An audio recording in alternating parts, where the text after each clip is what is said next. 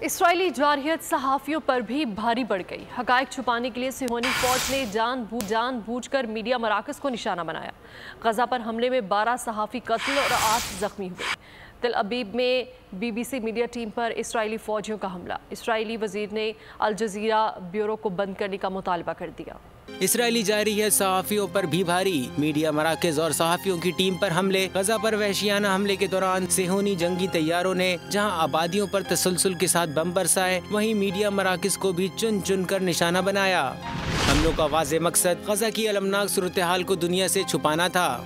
Israeli हमले में अब तक 12 सहाफ़ी कत्ल और 8 जख्मी हो चुके हैं। लबनान पर हमले के दौरान मीडिया लिखा होने के बावजूद गाड़ी पर हमला किया गया, जिससे एक सहाफ़ी जाँ बहक और दूसरा जख्मी हो गया।